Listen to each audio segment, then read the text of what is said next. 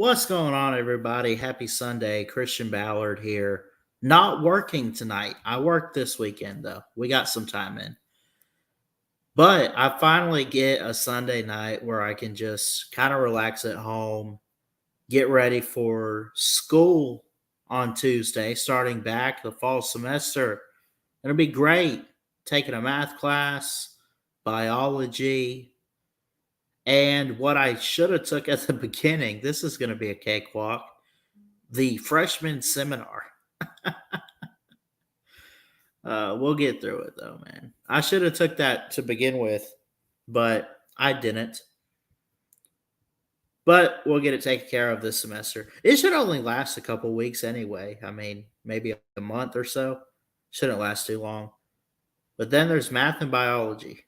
So if any experts are out there, hit me up. BallardSports19 at gmail.com. Also, if you go to the channel, check this out. Go to live.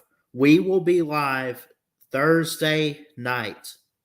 Actually, next Thursday night. I'm sorry. As of right now, at least, I have no work scheduled. I will have class in the morning. But then after that, going to hang out at home. It's going to be great. We'll have a good time. Florida Gators and the Utah Utes. I think that's going to be our week one game that we go live for. I could possibly do the Sunday game with LSU, FSU, and we could do a double feature. That'd be great too. No problem with that. But for right now, I'm planning on the Florida and Utah game. Yes. Florida won last year at the Swamp too. They did pretty good. So, that being said, how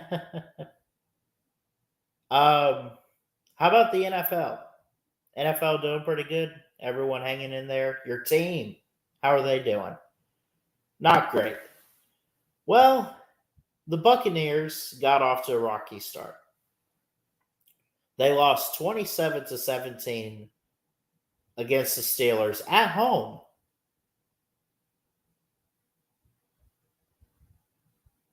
Trey Palmer had an 8-yard pass from Baker Mayfield.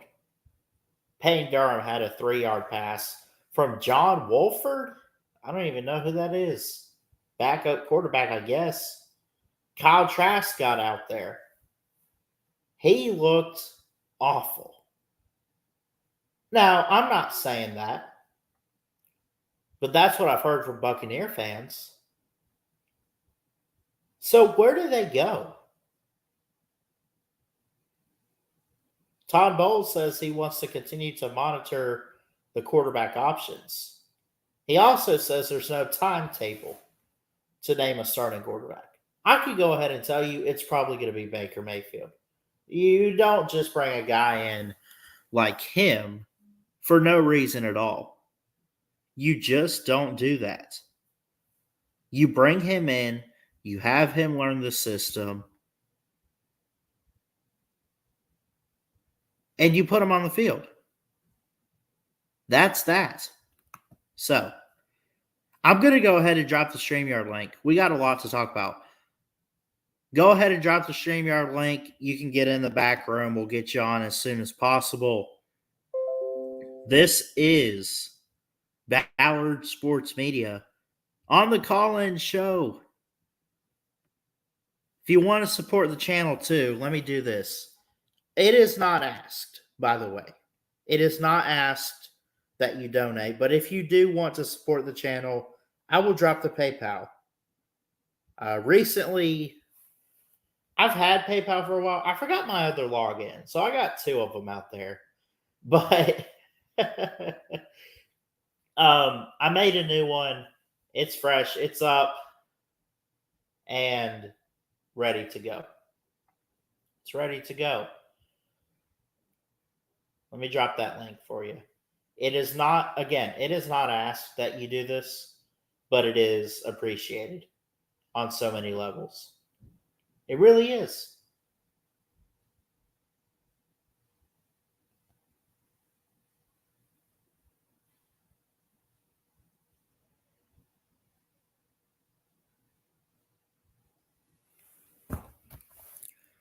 Again, click that StreamYard link and let's talk some college football tonight. Big favorites for week 0. We can pull up the week 0 games. Georgia names Carson Beck the starting quarterback. Carson Beck officially named the UGA starting quarterback for 2023. Does it come as a surprise to anybody? Not to me. Nope. Not at all. We're ready. Ready to see what this kid can do. Georgia fans, get excited. I'm excited for you. Just hope Alabama wins it all this season as a fan. But if I take the Bama out of me real quick, I sit here as a sports journalist. I say, Georgia's pretty darn good right now. They're one of the best teams in the country. Some are saying they're even the best program today. And boy, does the Alabama fan in me hurt. But you got to take it like it is, though. Right now, 2-time defending champions, and they've named their starting quarterback Carson Beck. That's the right move. This article, by the way, this is from Dogs Daily on Fan Nation. Let me share this with you guys. Share screen. Let's pull this up here. We'll get to the comments in a second. Carson Beck's experience ultimately gave him the edge in Georgia's starting quarterback race. It didn't put race, but I know what they meant. This is from Tyler Graves, by the way, of Dogs Daily.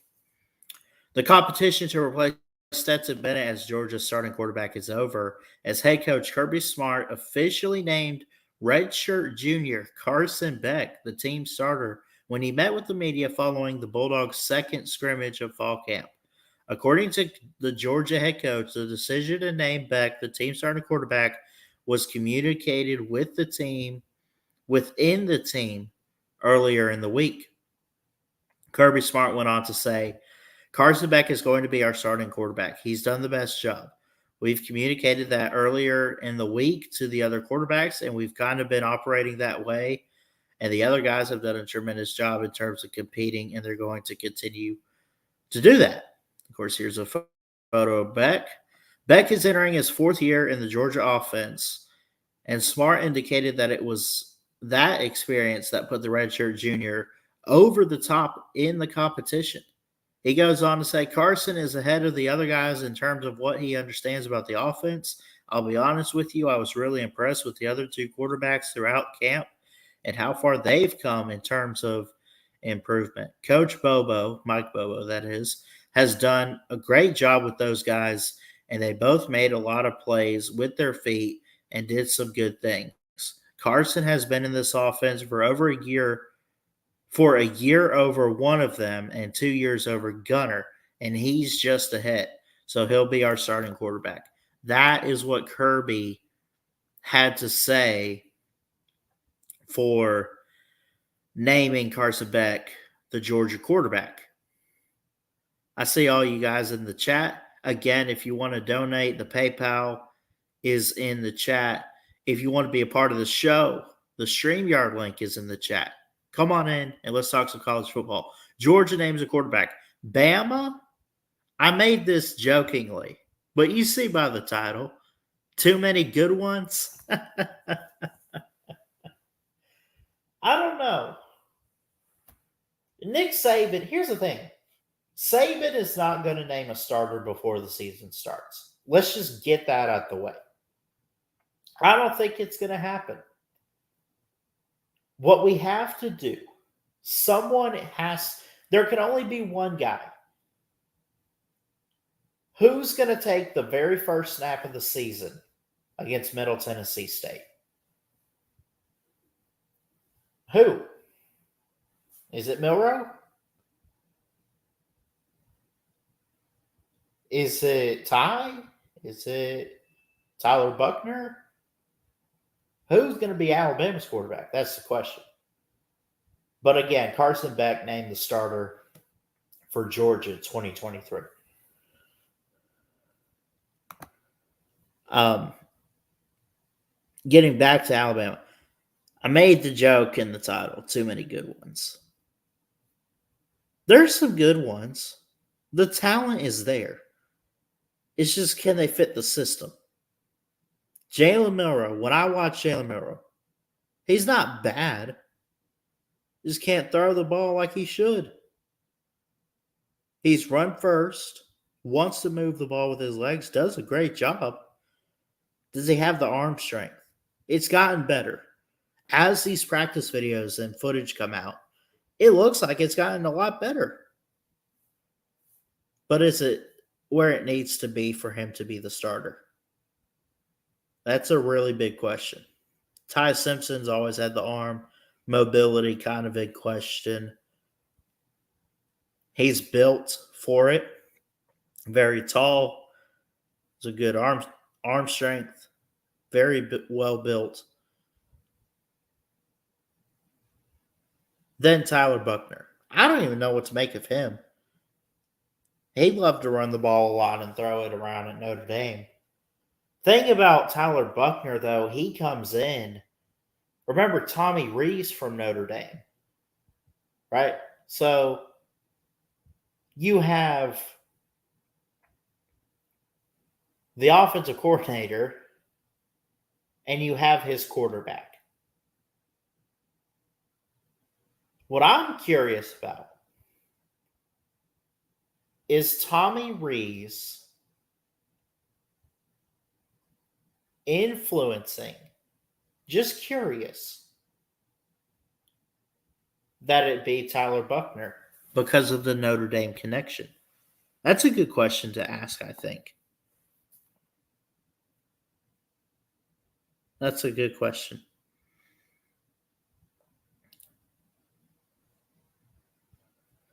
So, that being said, we got a couple people watching. Nobody in the back room at the moment, but it is open. All you got to do is hit that StreamYard link. I can drop it again. We're live on Facebook and YouTube tonight, talking college football. And who is your team? Claim your team now. Represent your team on here tonight. Talk about your quarterback, your defense, your team. Again, Carson Beck for Georgia. BAMA is trying to figure it out. We also, tonight, would like to look at the week 0 matchups. And I'm going to be honest. There's some games I want to watch. Are they games that are worth watching? Well, they're probably going to be blowouts. But you have a couple of one team that is playing that some people forget is playing. What about USC and Caleb Williams? What is going to happen there? Good question. Good question. Let's share the screen. How about that? Nationals beat the Phillies.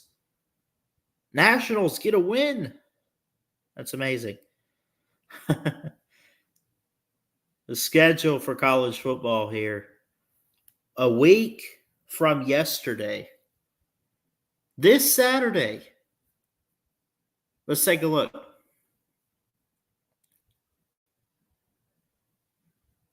I would watch the USC game because it's USC. But the best one has got to be Notre Dame and Navy, right? What about Vanderbilt and Hawaii on the SEC network? That could be something. I mean, if you want to watch SEC football, you'll tune in to Vanderbilt. That game's on at 7:30. So, we move on from Saturday, August 26th. I'm working, by the way, so we won't be live. I'm working the first real Saturday for college football, too. That's why we're going to do Florida and Utah on Thursday. Is that the only good game? I'd watch UAB to watch UAB. Missouri, South Dakota. I mean, you might want to watch Missouri if you're an SEC fan, but they're not like there's teams you want to watch, but they're not really playing anybody. NC State at UConn. Eh, I'd be curious going to Connecticut if you're NC State. First year without Devin Leary. He's at Kentucky. How's the quarterback situation looking? Florida, Utah, Nebraska, Minnesota. Minnesota kind of struggled last year. Nebraska's been struggling. Can Nebraska get a win? I doubt it. But keep an eye on that. That's on Fox. Now then, we move to Friday, September 1st. Louisville and Georgia Tech.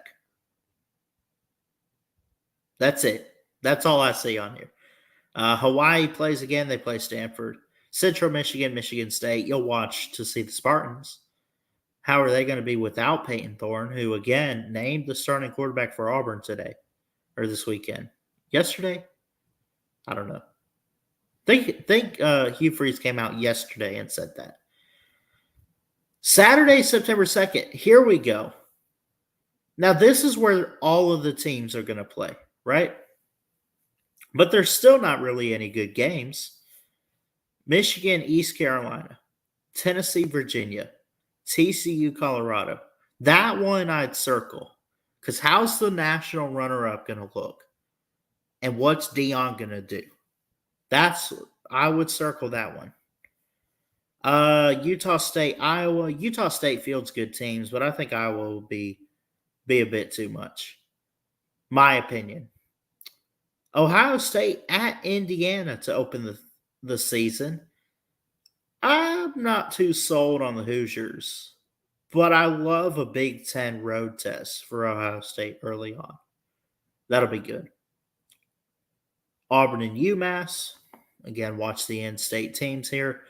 Wisconsin and Buffalo. Notre Dame, Tennessee State. Who cares? Move on. What's the real game this week?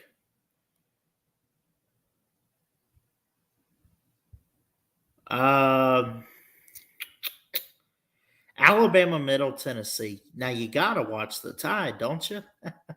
No, I would say the big one is North Carolina, South Carolina.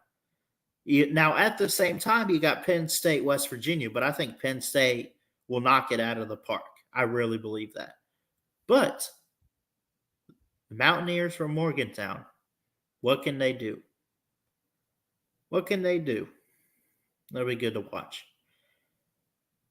And that's pretty much all the big games. I think the game is North Carolina, South Carolina. Because you got Drake May and Spencer Rattler going head to head. Drake May, preseason Heisman odd. Really high. Not so much for Spencer Rattler. But Rattler could be good. He could be great. Can he win that first game? By the way, in UNC's backyard, Bank of America Stadium. We'll see. Sunday, September 3rd, Northwestern, Rutgers, Oregon State, San Jose State. You could watch those if you want to, both on CBS. Be great to see. But the headliner, game of the weekend, in my opinion, top 10 showdown. Number 5 LSU at number 8 Florida State. Again, this is in Florida State's backyard in Orlando. This is a Camping World Kickoff Classic. Oh, scroll up here. And I still don't know who to pick in that game. I think I went with LSU in both preview videos. But as we get to this game, we'll do a preview for these. We're going to try to put preview videos out for games specifically. Talk about the line, give a score prediction, everything like that. Clemson at Duke on Labor Day. Clemson at Duke. This could be good. Really good. Some people out there pick Duke for the upset. Duke's at Wallace Wade here. It's in Durham. Is it Durham? Yeah, it's Durham. Yeah, Duke could be good. They figured it out. Mike Elko is a great offensive mind under Jimbo Fisher. He's the head coach. We're going to have some playmakers. Clemson and Cade Klubnik. I still don't. The closer we get to this game, there's something that I see. I just want to pick Duke. There's something about it, man. I don't know what it is.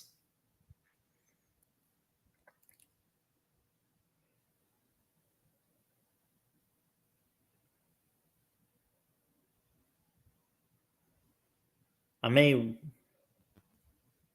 you got Riley Leonard. He's a good quarterback. You got quite a few different running backs to go with and wide receivers and Trevor Horton, Malik Bowen Sims, Edwin Barnes, or whoever. I mean, you could go down the list. They are loaded at receiver depth. We'll see. So that does it for week 1 games. Um, that being said, I'm just happy right now. I'm glad I got to come on here and talk with you guys, or talk to you. Again, we'll leave it open for a few more moments, a few minutes. If people want to come on, they can. Absolutely. It is a call in show. We're going to try to get back to doing some of these at least once a week. I cannot guarantee that it's Sunday every week, but we'd love to hear from you guys and get back to doing college football on here. We got our first call of the night. Eric, what's up? Hey, not much, but how you doing? I'm good. Hey, so well do you think Missouri's gonna do with you? Yeah, we got to talk about that a few weeks ago, like last month or so, and we're closer to the season now. I think I don't know too much. I liked Eli Drinkwitz and his enthusiasm and his attitude at SEC Media Days. And I do think that he's a pretty good head coach. He's just in a tough spot because he's got to play teams like South Carolina. He's got to play Florida. He's got to play Georgia. He's got to play the SEC. Missouri has to get through that. When you look at their schedule this season, it is tough, but it's somewhat doable. I think the goal should be to make a bowl game, honestly. And I think you're going to win. You're definitely going to start out 2-0. I think you beat South Dakota, and I also think you beat Middle Tennessee State.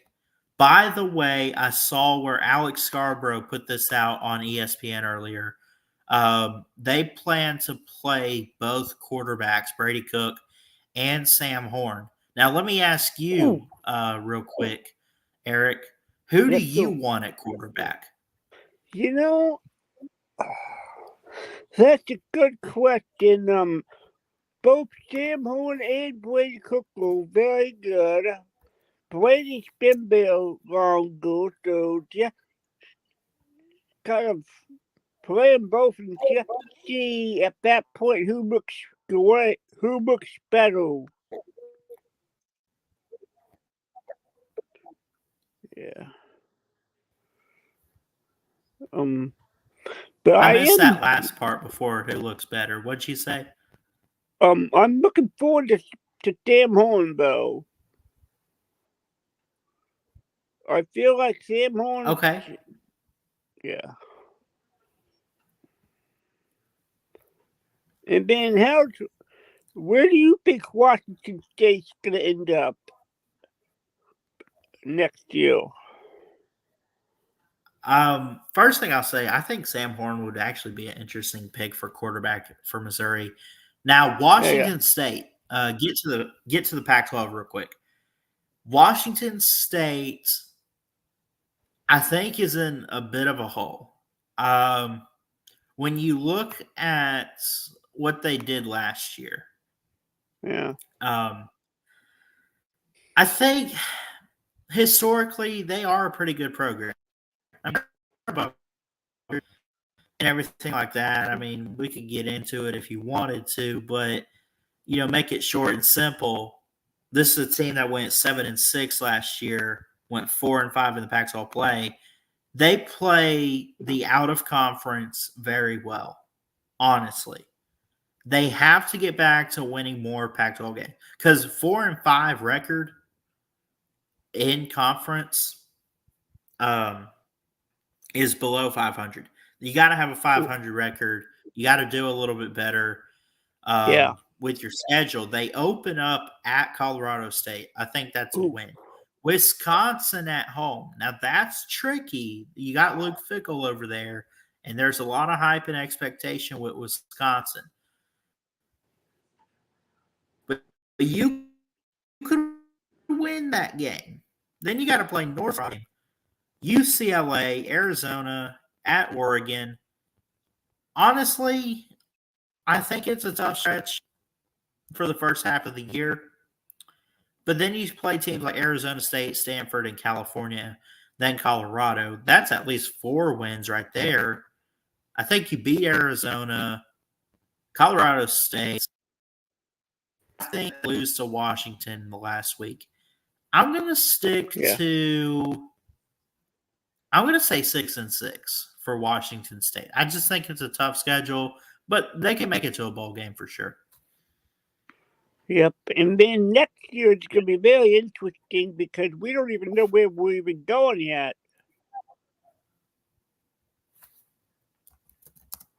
Yeah. Yeah, they're one of the 4 teams that nobody knows where they're going to be next year. Yeah. So it's going to be interesting, yeah, to kind of see how this plays out. Yeah. Yeah. With Wazoo, I'm hoping that they can stay in the Pac-12, but I guess is the Pac-12 is it dying or? It How are seems they like gonna? it, man. I mean, I hate to say it, but I do think in ways the Pac-12 is hanging on this cliff and they're holding on by a couple fingers. You know what I'm saying? They don't Oh have a yeah. good grip, Yeah. and they can get back if they find the right team. I just don't know who they're going to get to replace the Oregons and the Washingtons or the California schools, and I just don't know who's out there. That I mean, I know of a couple teams that they want to bring in, like San Diego State or whoever, but is it going to live up to expectation for the Power 5 level? That's my concern. Yep. Yep. And then Washington, it's gonna be really crazy next in the Big Ten because the Big Ten is gonna have to have night games. Yeah. A lot later when some of these teams really want to be playing football. Yep.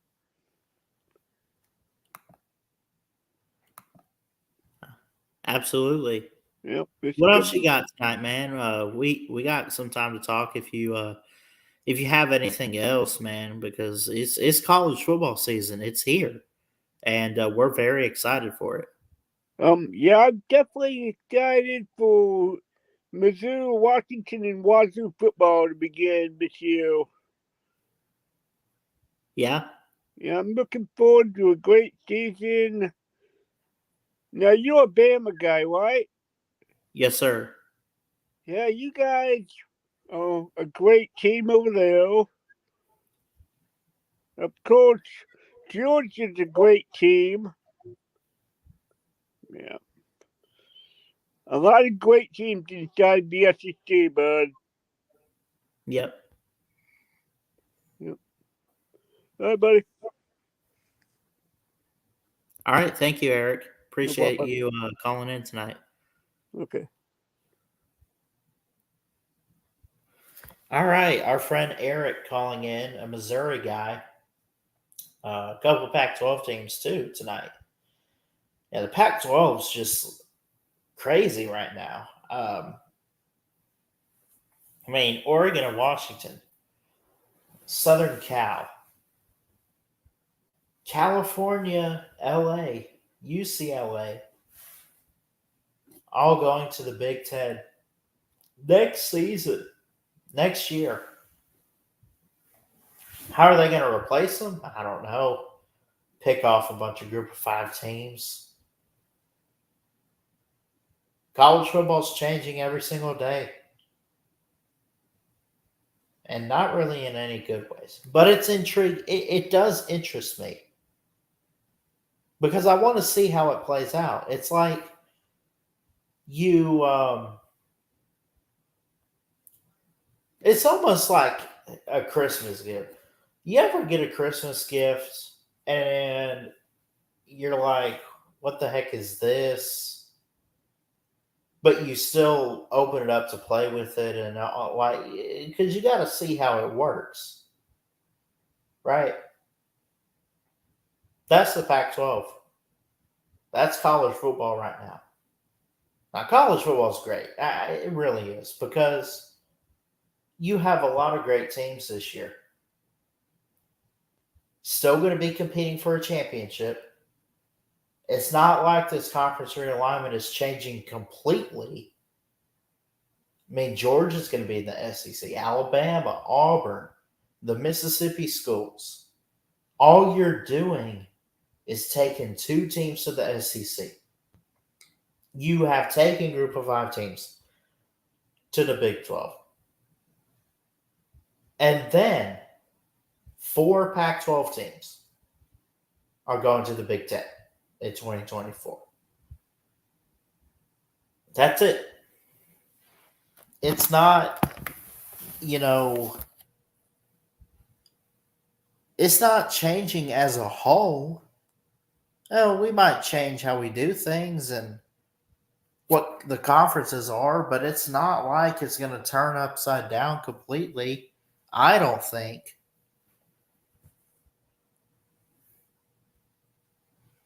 But again, it's one of those wait and see deals.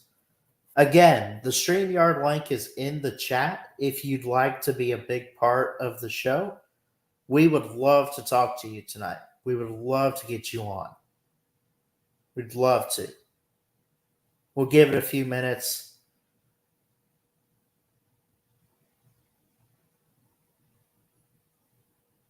So,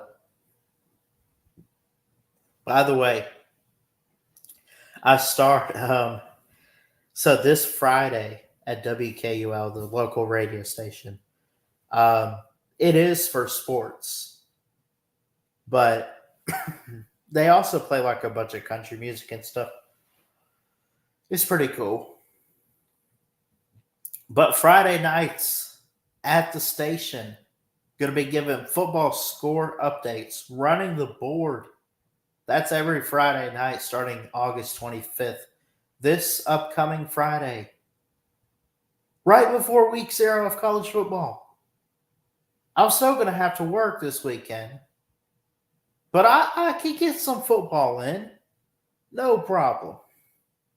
No problem whatsoever, man. I can't wait. Also, really excited for Tuesday. I mentioned my classes at the beginning of the show, and I'm really excited for this semester. I'm always excited for it to start. I use this word that Nick Saban uses, and I use it with my grandmother. I'm like, I hope I don't get complacent. Don't get too comfortable. Just don't. Do the work. Take it one day at a time. Let's go.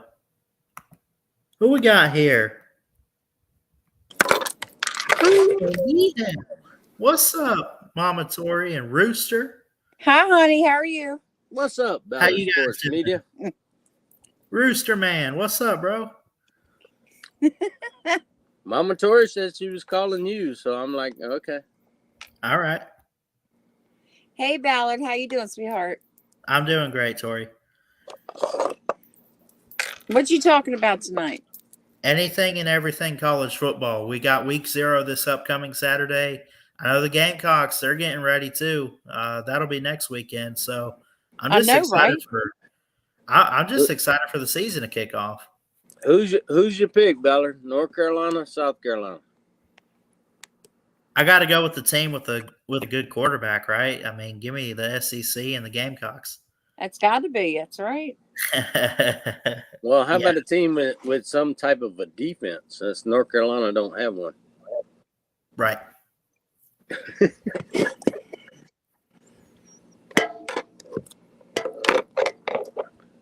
Hey, Ballard. Yeah. Who's your surprise team for this year? Who do you think is going to be a really great surprise team for the SEC this year? For the SEC?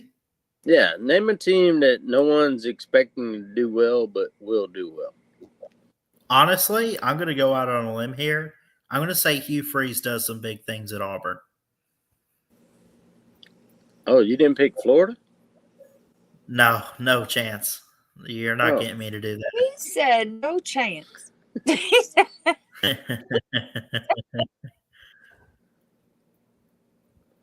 I will say I agree. I think Auburn upset some people that it's not expected. I'll tell you what, they could have some momentum. Yeah, I'm not saying they'll win the Iron Bowl or anything, but I do think they will upset a couple teams that they'll be underdogs. I will say this. It's okay if you want to say they win the Iron Bowl. They could win the Iron Bowl this year because, I mean, it's at Jordan-Hare. It's always been a tough place for Alabama to go. It's a big rivalry game. I'll say this. Their first true test, which I don't even know if it's a test, but before they host Georgia on September 30th, before they host the Dogs, the Mutts, they have to go to Kyle Field. If they win that game, they're 4-0 going into Georgia. If they pull that off, I'll laugh. Yeah. But speaking of that, you're talking about Kyle Field. What's your expectations for Texas A&M? Do you think they actually finally live up to the hype, or will they end up not very good? I think they'll be better, and I'll give them one more game than last year. I'll put them at 6-6. I just think that it'll be barely. Like I think they'll be limping to a bowl game.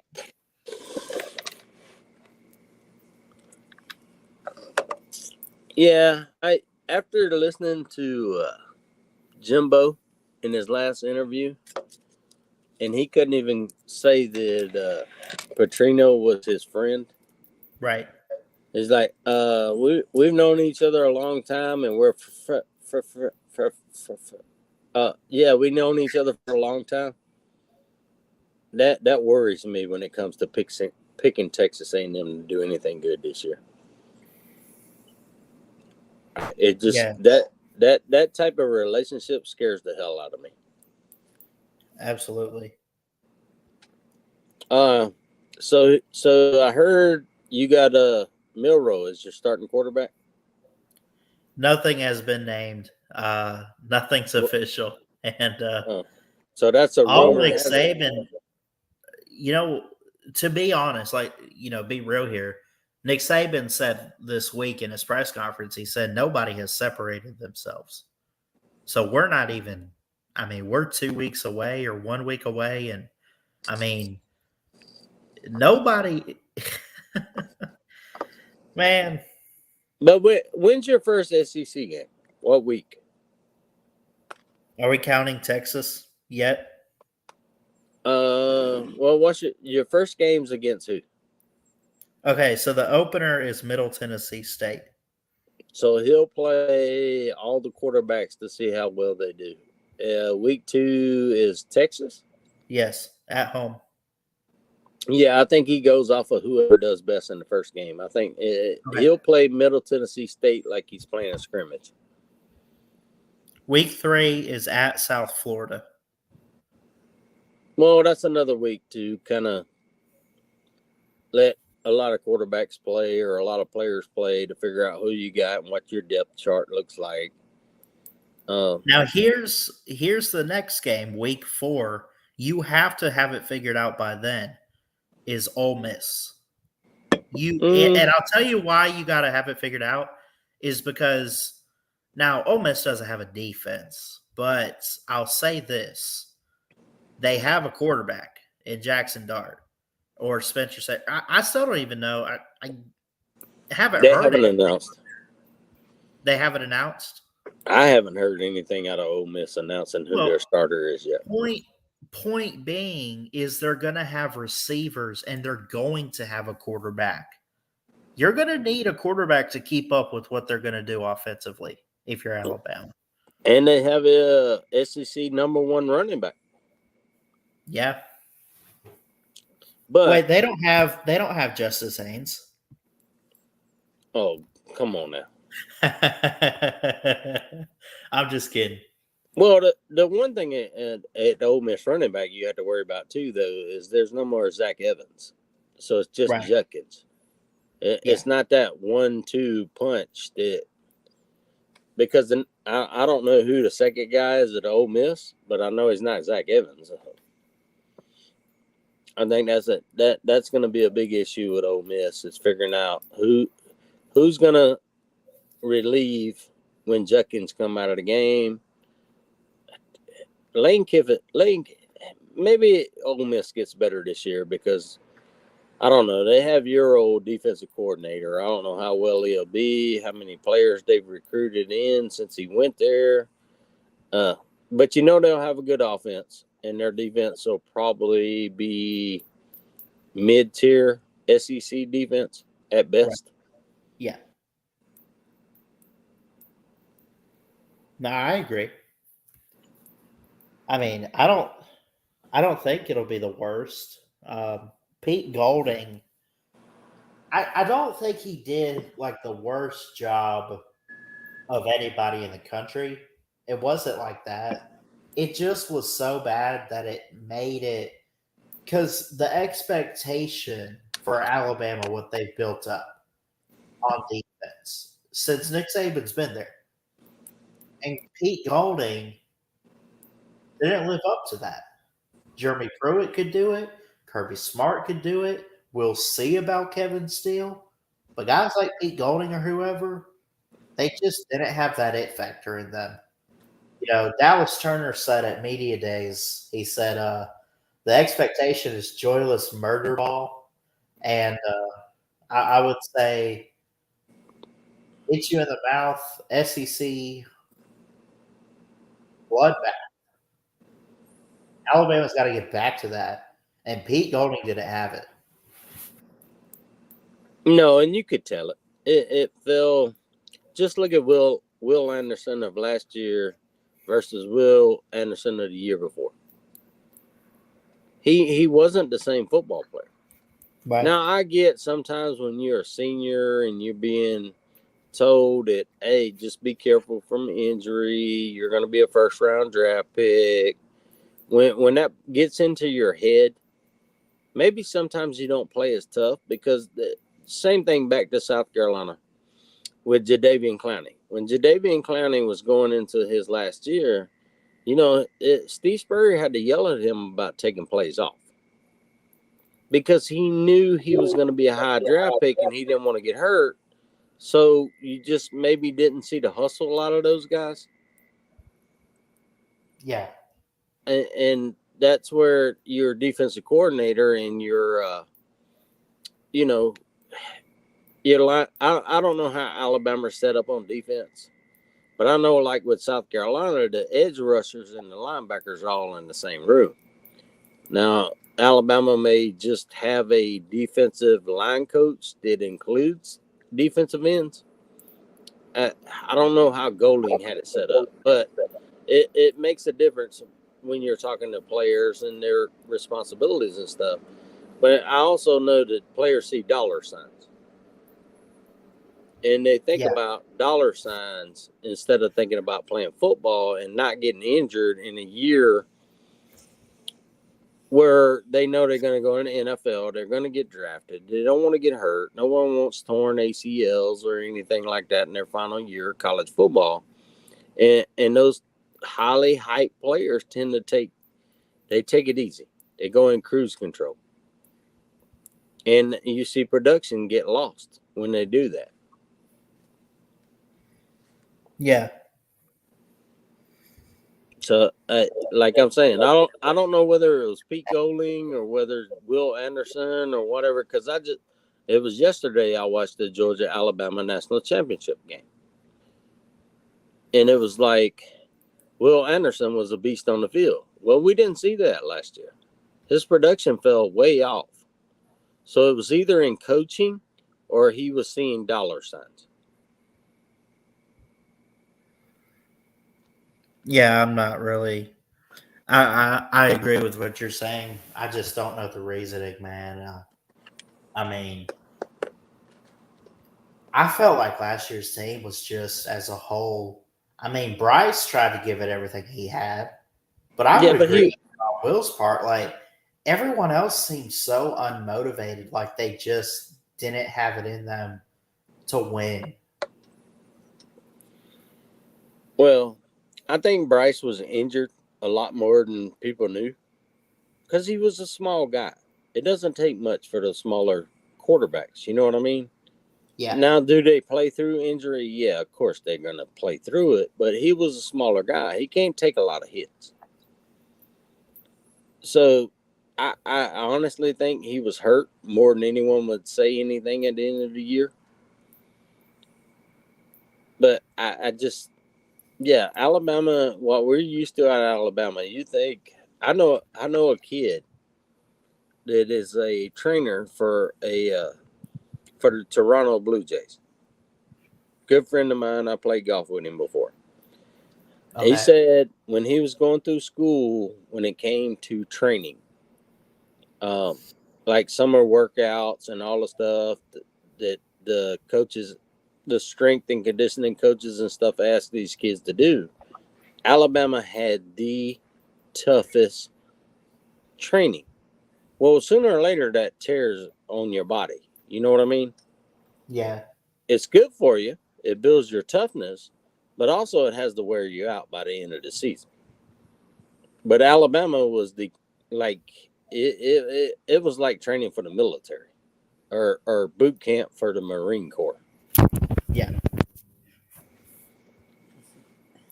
So I just think maybe Nick's trying to work through the fine line of that, not to overwork the kids, but then maybe they also lost a little bit of that toughness they used to have because you don't have the Derrick Henrys in the backfield anymore. Of course, you got elite offensive line, defensive line. Yeah, Alabama always will, but they don't have the names they had in the past. And then I also think the receiving core. You just don't see the receiving core at Alabama what it was for a good 6-8 year stretch from see, Julio I all was the way starting down to, to yeah, Devontae. I was starting to get afraid that, because a lot of people are they want to speculate when Saban's going to retire and hang it up and everything, of course, and we could agree, like we don't know when that's going to happen, but we are closer to his retirement than we are to 2007 when he got hired. I've been afraid that in his old age, he's 71 now or 72, no, 71. I've been afraid that he's losing his grip a little bit. You know what I'm saying? Like, is he giving up? Like, is he kind of throwing in the towel slowly in ways? Because, like, I've seen him in games that they're losing and he's not jumping at the guys like he used to. And I don't know what's going on there, but I mean, Well, Ballard, you know as well as I do, teams will negative recruit against you.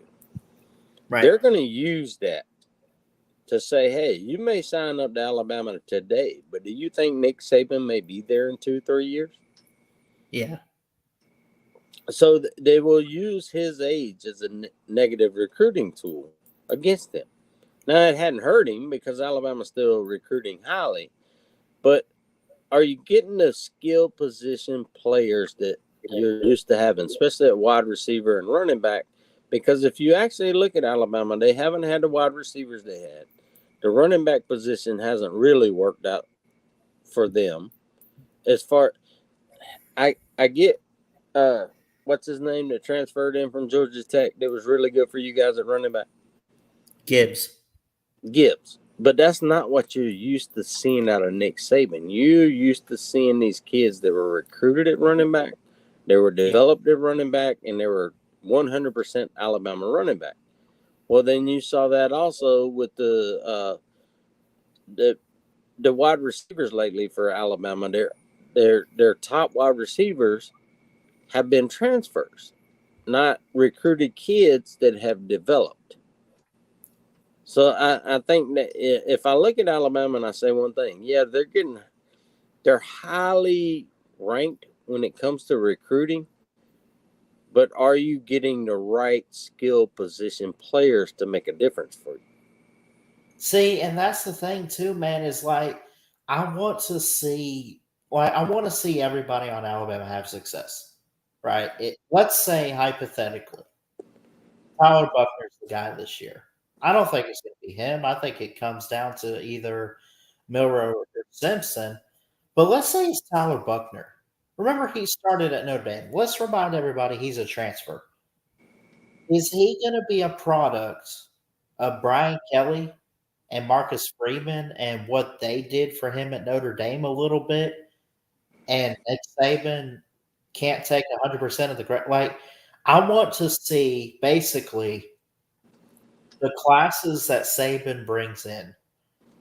I want to see him work with that. Now, you're not going to play every single player in a class because you're getting like 30 kids every single year, and you can only start one guy at each position. But what you do is you work with those guys, you put them on the field, and you can look back after they go to the NFL and say, I recruited them, I helped develop them, and I'm glad that I could do what I could for their football future. Okay, and in that, do you think maybe there's been some people don't think about this, but staff changes when it comes to your analyst, the guys that evaluate talent, Yeah, that you bring on your football team, and you can talk about coordinators or certain coaches or whatever, but sometimes those guys, if they change jobs and it's not talked about, that means a lot because your analysts are the guys that are sitting in the room, that are watching the films of these high school players, that are evaluating these kids and wanting to bring them into camps and looking at them in camps. Are these guys doing a good job? And are they the same guys that Alabama's had in the past when it comes to recruiting? Yeah, that is. I never really thought of that role being so big. I mean, when you talk about especially analysts, I mean, they're the ones that are helping scout these recruits or looking in the transfer portal to see who they can bring in or the guys they already have in and what they've done and like, hey coach, this is the guy. Hey coach, this is what we should do. You get the call, but here's my suggestion. And you see staff turnover at Alabama, even at those positions, all the time. Think about a couple years ago. What was his name? Scott Cochran. You remember him? He was our Oh, yeah. strength and conditioning. He's at Georgia now. I think he's still at Georgia. Think about this, bro. He came in when Saban came in, and he left. Oh, shit, somebody just tipped me again. Ooh. Go ahead, Bella. Yeah. Sorry, Scott I just got Cochran- another tip. No, you're good. Scott Love you, Cochran. Ballard. Love you. Scott Cochran comes in, changes Alabama's program. They're stronger than any team in the country. Then he leaves for Georgia after a decade plus, and now all of a sudden it seems like Georgia's the strongest. I mean, you losing even one guy makes a whole difference, Rooster. Oh yeah, and if you lose the guys, like you said, just think about Georgia. Also, they have a head coach as a defensive analyst. Well, I think now he's co-defensive coordinator or whatever. Will Mhm. Muschamp. Yeah. One thing, if you put Muschamp in a room with looking at film and high school football players and all that stuff, dude, that guy will light it up. Now he sucks as a head coach, but we also know as a defensive coordinator, he is very good. Evaluating talent, he was very good. Now in developing talent, he sucks. Because South Carolina had so many NFL players, but our team was still horrible. How do you have so many guys get drafted, but the football teams? Because it's an I mentality instead of a we. And that's what you got to be careful of. And that was the problem with Muschamp as a head coach. Because a lot of the players always said, I, not we, as a team. They always had that I mentality. And that's the problem. And Alabama really needs to go fire a bunch of coaches that they have on staff now that came from that whole Muschamp bullshit at South Carolina. Yeah. Get rid of them dudes. They were terrible at South Carolina. And y'all have like, I think 3. Think so. Yeah. Something like that. Yeah. Nick Saban fired them dudes, man. Get rid of them. Get some new coaches in there. Get some fresh faces and get some guys with some energy. They want to go out and really recruit, really develop players and know how to develop players. And I think Alabama will be okay. Now, like we were talking about earlier, Nick Saban's age is a negative recruiting tool for Alabama at this point. And the reason I know that is because that's what happened with Steve Spurrier in his later years. He got to where he didn't want to go out and get on those recruiting trips and bring kids in. He just thought he gotten to the point to where kids would just come to our school because they would be playing for Steve Spurrier. That's why this year is so critical, bro, because, Nick Saban has never gone more than 2 years at Alabama without a title. I mean, he comes in 2007, wins in 2009, wins back-to-back in 11 and 12, and it goes on, right? This year is so critical. If he could win a title this year, he shows he still has it. And the recruits are going to look at him and say, he's still winning, and these guys are going to Georgia. Like, Georgia's going to keep winning too. But if Alabama puts itself back on top, don't you think that Nick Saban's going to hang around for a little bit longer and guys are going to be drawn to that? Yeah, but the problem is Nick Saban went out and spent $17 million to buy a property in Florida. Yeah. To build a house that all of a sudden every football team and coach and recruiter in the country that is recruiting against him for a player will bring that up. Oh, well, hell, Nick Saban's about to go retire. He just spent $17 million, brought some property in Florida. He's going to build a house. Hell, he probably ain't going to be around another 2 years. Yeah. They do it. They do it they've done it for years. Remember when South Carolina had Lou Holtz? Yep. Yeah, everyone used Lou Holtz's age as a way to recruit against us. And they did, like I said, they did the same thing to Spurrier in his later years in South Carolina was, how long do you think he's going to be around? He's not going to be around much longer. He's ready to retire. He's never really owned a house in South Carolina. His house is in Florida. He's going back to the Gators. Yeah. I mean, they used that, man.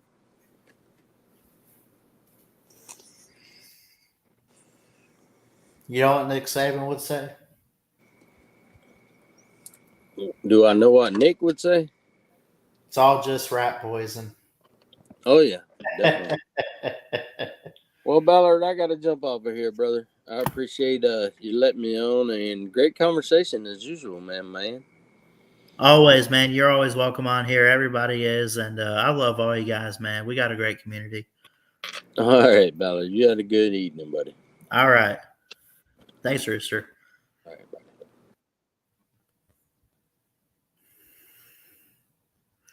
All right, guys. We'll give it a few more minutes. Just past 10 o'clock here in Alabama. We got 7 people watching. Really love and appreciate all of you guys out there. All on YouTube, too. Great conversation with Rooster there. We talked to Eric earlier. You can get in. I'll drop the link one more time. If you guys want to be a part of the show, if you have any comments or questions, you can put them in the chat too. We'll give it, if nobody comes on, I'll give it till 10:15 Central. We'll give it maybe 10 more minutes. Probably. Maybe give it 5. I don't know.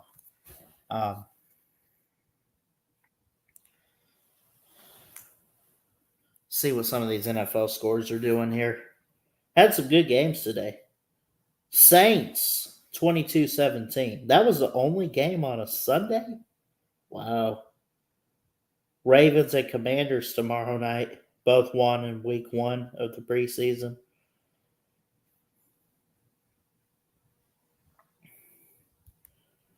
Anyway, let's get back to college football.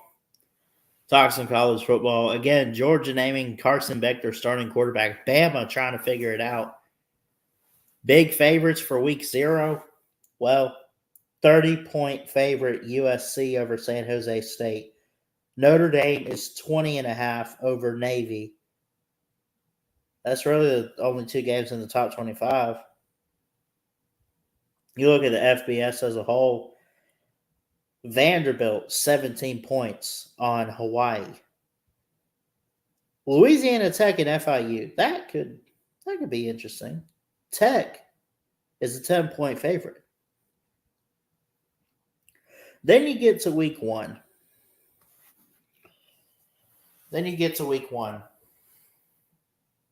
Utah is a 7-point favorite over Florida.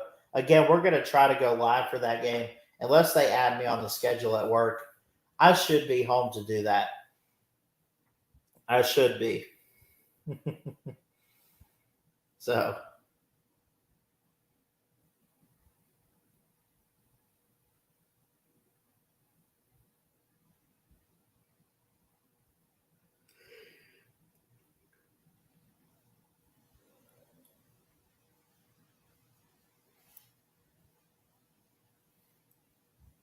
Yeah.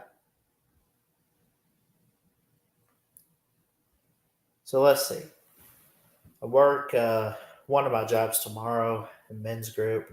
Start class on Tuesday.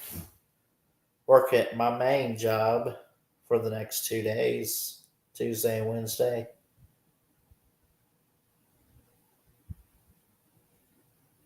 Might do another call in on Thursday. I don't know. We'll do something Thursday, probably. Just, I'll try to remember. Again, I mentioned I started WKUL football this week on Friday the 25th, 6:30. Work Saturday. Work Sunday. I work a lot next week too. But I think I've made a decision for the week 1 live streaming game. And we don't show the games, by the way. We just give commentary. I think I'm going to do LSU and Florida State. I think I'm sold. That's what's going to work with my schedule. But also, I really believe that could be the game of the week. Think about it. You have 2 teams competing for their conference championship this year. And the Seminoles and the Tigers. They're going to give us a show that first weekend. They got to. You got two great quarterbacks, Jaden Daniels and Jordan Travis.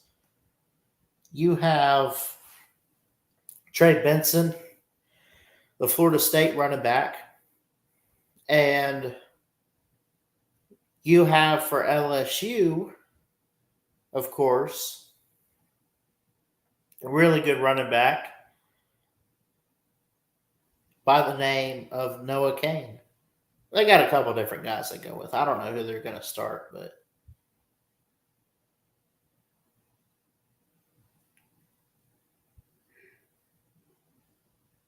not quite ready to give score predictions yet, but we'll get that very soon for week 1. LSU, believe it or not, has a 65.9 to be exact, chance of beating Florida State.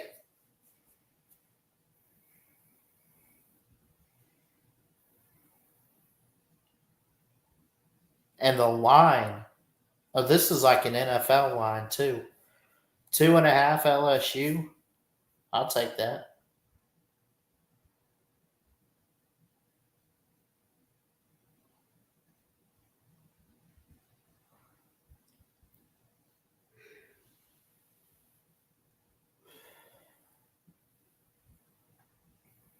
Who does Florida State have week 2? 9-3. 9-9. Southern Miss. Shout out to Sippy Sports. I miss you, brother. I haven't seen you in forever. I hope you're doing okay out there.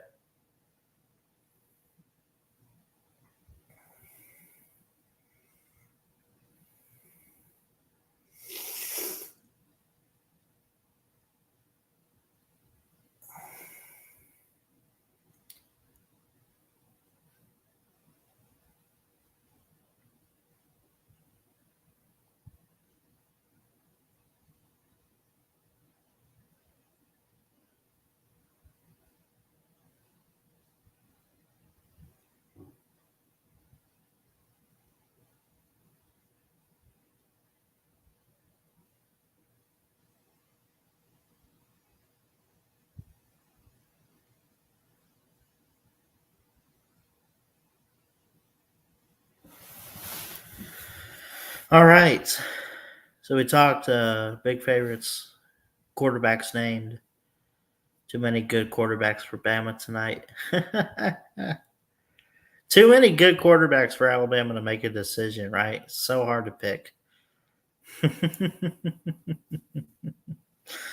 Oh, man. No, I can't wait for the season, man.